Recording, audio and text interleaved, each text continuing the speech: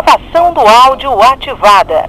Visas, so make sure when you're applying that you apply to programs that sponsor visas, and if you want the H1, make sure you apply to programs that will sponsor that, because that's obviously the trickier one to get, because there's a lot more legwork that goes into it. It's more expensive as opposed to the other option. So just keep that in mind. All right. Yeah. Hi, I'm out of the USA. This is Mariana. How can I study for the USMLE? Study for it the way anyone inside the US would study for it. I mean, it's the same thing we've been talking about. Just come up with a plan, identify your weaknesses, or you know, where are you at? Have you been out for a while? If so, you probably need to do a once over of everything. If you just finish your basic science, then you're probably in pretty good shape. Take an assessment, see where you're at, and then create a plan just based on that. It's pretty straightforward. Whether you're in the US or in the middle of the jungle, it doesn't matter. I mean, your internet connection would be a lot crappier in the middle of the jungle. I would recommend that for questions. But as far as the approach you're going to take, it's going to be the same regardless. So keep that in mind.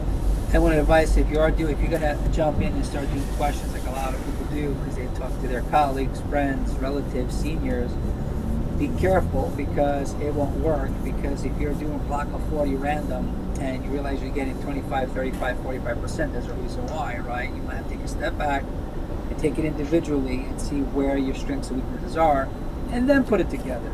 So please just, spend the time wisely. You don't want to spend months doing the same thing, blocks, 40 random, not seeing any scores rise. And it's going to be frustrating when you waste all that time and you have to go back and do it again. All right. Sergio says he went against Dr. Stavros' advice, slept like crap, and tried doing blocking at stupid mistakes. Stupid mistakes will destroy your ability to easily pass, which is the entire point of this video. But Sergio is one of the guys we have that will be taking his exam September 19th, and he's scheduled to take 2 NBMEs soon for 320. He's one of our many rock stars that we have. He grinded out each day, worked hard each and every day, 7 days a week, communicating with me, with us, to the point where he didn't give up, and now he's about to take the test and pass it. So very excited for that. And just to sort of point out the benefits of discipline. So Sergio worked with you, wasn't disciplined, now is super disciplined. He's on this every single week. Every single week Sergio is here participating, adding value to the video, and he's also crushing his prep. Sergio, you're a stud.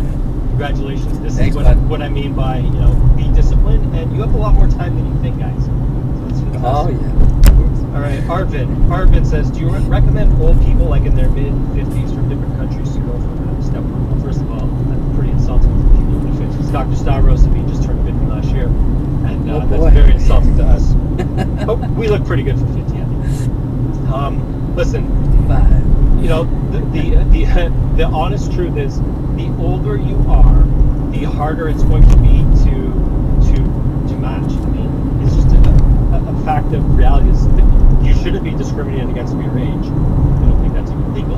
But if you go to interview and you are going to be nearing retirement age by the time residency starts, versus someone who's 27 and has their whole life ahead of them, you're going to be at a disadvantage. I don't want to lie to you and say no.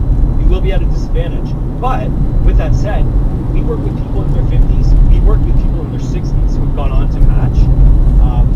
It is more challenging though, and you have to, ask yourself, like, do you really want to put yourself through all that at this point in your life? And if you do, go for it. You could definitely do it. You got the good USMLE scores, the good LORs. You've got a well-rounded application. You will probably match. It's a matter